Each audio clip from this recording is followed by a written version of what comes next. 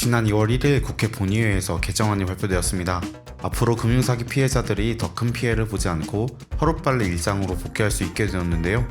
발표된 개정안은 어떤 내용을 담고 있는지 한번 자세하게 알아보겠습니다. 금융사기는 누구나 당할 수 있기 때문에 오늘 내용 모두 알고 계시면 좋겠습니다.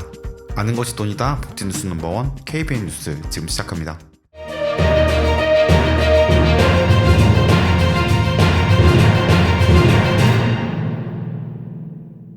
2024년도 한 달이 지나고 2월에 새롭게 접어들었습니다.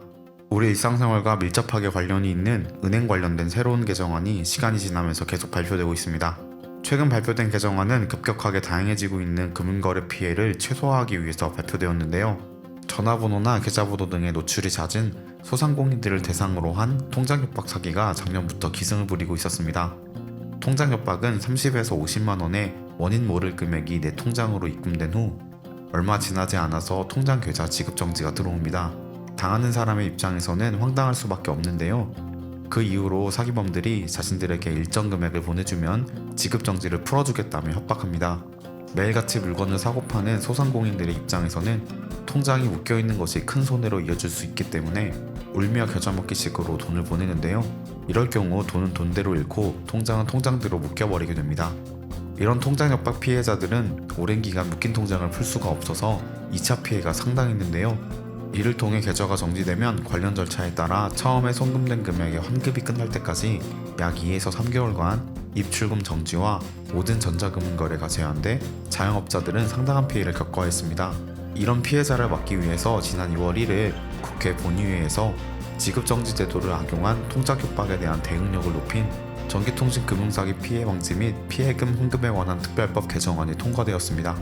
앞으로는 이런 통장협박 피해자도 피해금 편취 의도가 없음을 소명하는 협박 문자 같은 객관적인 자료를 가지고 금융사에 이의를 제기하면 피해금과 관련이 없는 부분에 대한 신속한 지급정지 해제가 가능해집니다. 금융위는 또 사기범은 지급정지 해제 권한이 없으므로 합의금을 송금하지 말라고 주의를 당부하기도 했습니다. 이번 개정안에는 또한 보이스피싱 피해금을 간편 송금 방식을 통해 이전해 계좌의 추적을 어렵게 하여 지능적 보이스피싱 범죄에 대응하기 위해 금융회사, 간편 송금업자 간 계좌 정보 공유를 의무화하는 내용도 담겼습니다. 이를 통해 범인 계좌에 대한 신속한 지급 정지와 피해금 환급이 가능할 것으로 기대됩니다. 2월 1일 통과한 본 개정안의 시행 시기는 24년 8월 초로 예정되어 있습니다. 혹시라도 비슷한 협박을 당하고 계신다면 절대로 합의금 명목에 돈을 보내지 마시고 바로 은행에 해당 피해 사실을 알리셔야 합니다. 대부분의 범죄는 법보다 빨라서 피해 구제에 대한 법은 언제나 느릴 수밖에 없는데요.